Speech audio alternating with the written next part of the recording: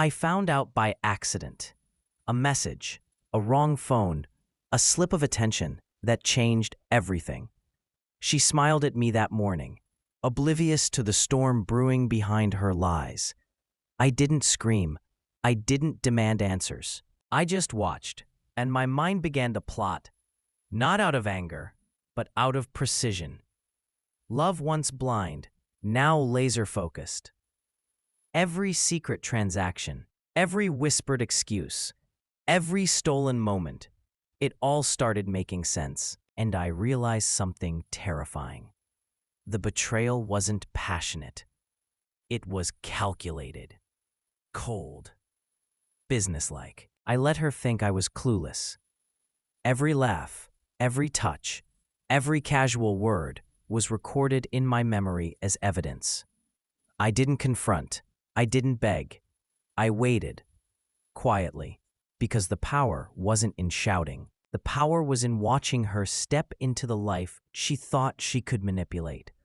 I saw her counting her gains, smiling at the wrong people, ignoring the foundation of trust she destroyed, and I knew I could destroy it too, slowly, methodically. She would never see it coming. At first, I tested her. A misplaced comment online, a wrong address given to a friend. I watched the panic flare in her eyes. The careful mask she wore slipped her a moment, and I smiled silently. She thought it was coincidence. But coincidence never had a pattern. Every day, I nudged her life into chaos. Bills misdirected, emails unanswered, invitations lost. A subtle world collapsing beneath her feet. And she didn't notice me doing it. She was blind to the architect of her unraveling. Her friends began to notice the cracks. Invitations ignored, excuses piling like fallen leaves. She laughed nervously when confronted, blaming fate, blaming the universe, blaming anyone but herself. I let her. I let the blame build, the anxiety fester, the stress multiply. Because revenge isn't immediate, it's strategic, it's invisible. It's the slow suffocation of someone who believed they could play with hearts and lives without consequence. And she would learn the lesson, piece by piece, just as I had. I didn't follow her everywhere, but I watched when it mattered. The signs she left, payments to strangers, secret meetings, became weapons in my silent war. I never approached. I never spoke. I simply documented every lie, every betrayal, every transaction that revealed her true self. I created a ledger of deceit, a roadmap of destruction that she built herself. And when the time was right, I would release it. Not all at once, but in increments, a drip feed of truth that would drown her carefully curated image. She started noticing the small misfortunes, the missed deliveries, the wrong numbers, the silent friends. She called me once, frantic, asking if I had done something. I smiled on the outside, calm, the voice of reason. I don't know what you mean, I said, and she believed me. She had to, because how could I be the one who knew everything and remained invisible? The genius of silent revenge is the disbelief it creates. She started doubting herself, and I let her. Her lovers, her schemes, all of it began to unravel. Payments reversed, lies exposed, her carefully built facade showing cracks. She whispered my name in panic, thinking I was reacting, thinking I was seeking confrontation. I merely observed. Every reaction, every slip, every cry for help was fuel for the strategy. Because revenge is not fury, it's patience. It's letting the truth rise at its own pace, letting karma move like a tide she can't stop. I posted nothing. I yelled at no one. I simply let the world see her as she was. Slowly, subtly, a friend noticing the inconsistencies, a partner questioning her stories, a social media post that didn't add up. And each time I remained the picture of innocence, calm, composed, A man betrayed, yes, but not broken. She was building her own cage, and I was holding the key she couldn't see. Then came the big reveal. A fundraiser she tried to start, claiming victimhood, claiming loss, claiming cruelty from me. I didn't respond publicly. I didn't post evidence immediately. I waited. The right people noticed the discrepancies. The receipts, the proof, the silent trail of her lies began to emerge. And one by one, her supporters turned away. Confusion, shame, panic. She was trapped in the world she tried to manipulate. Her apology came eventually. A message on a quiet evening, words dripping with regret. "I didn't know what I was doing," she wrote. I didn't reply. I smiled in silence. She didn't deserve closure. She deserved to live in the tension she created. Every night she had ignored me. Every secret betrayal, every lie told for money or advantage. She deserved to feel the emptiness she left in my heart. And she did, piece by piece, day by day. I watched her scramble. She tried to fix the relationships she broke, but the damage was done.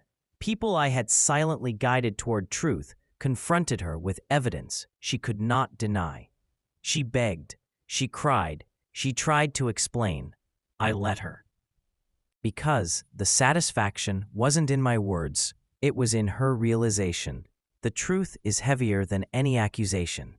And slowly, her empire of deceit crumbled around her, built from greed and manipulation. I maintained distance, but I orchestrated small revelations.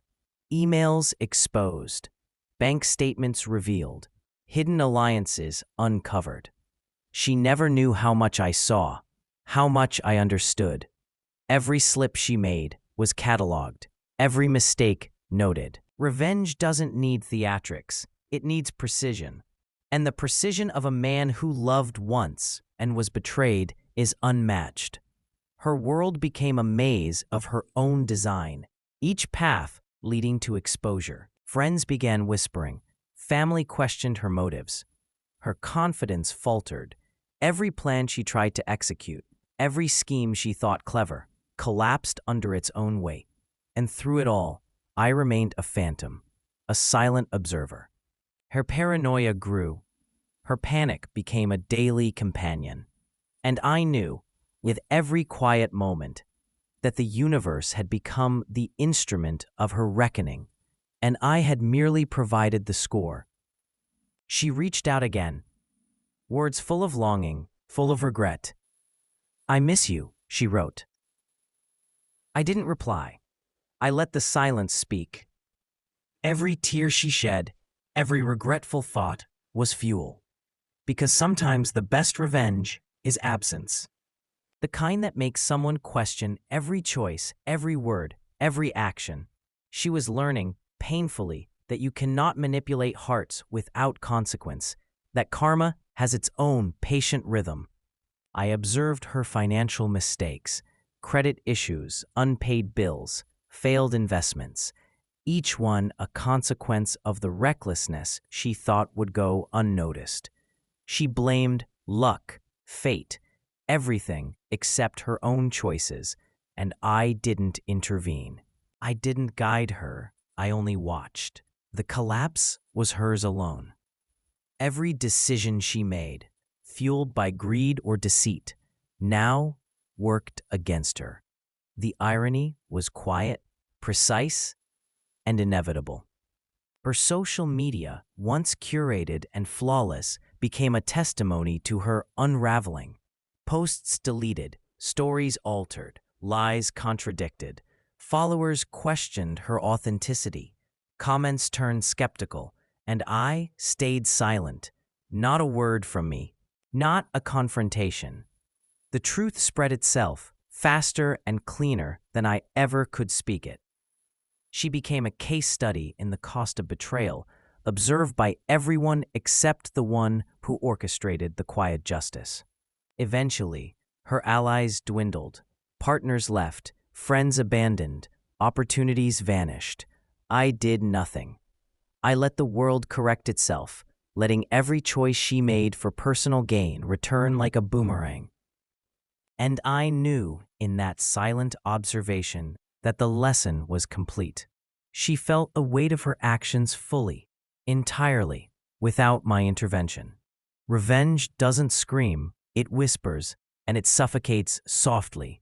She reached out one last time. Words empty, eyes desperate, apologies repeating like broken records. "I'm sorry, I want to make it right." I didn't respond. She learned too late that some doors, once closed, remain closed. The trust she shattered, the love she betrayed, the life she manipulated, it all had a price. And now she lived with it. Quietly, painfully, alone. And I simply existed, free of the weight she tried to impose on me. Her life, a shadow of the one she tried to control, taught her humility. Pain became her companion, regret her teacher. And I, a silent witness, felt a quiet vindication. Not joy, not cruelty, just equilibrium restored. She had chosen her path, and it led exactly where her actions deserved. No theatrics, no confrontation, no public spectacle. Just the truth, emerging slowly, undeniably, as natural as the tide. And in the end, I closed the chapter without a word. I moved forward, stronger, freed from the chains she once wrapped around my heart. The past, her past, was hers to bear. And I remained untouchable, a man who loved, was betrayed, and let the universe itself deliver justice. She learned, painfully, that deceit has consequences. And I learned, quietly, that silence can be the most powerful weapon of all.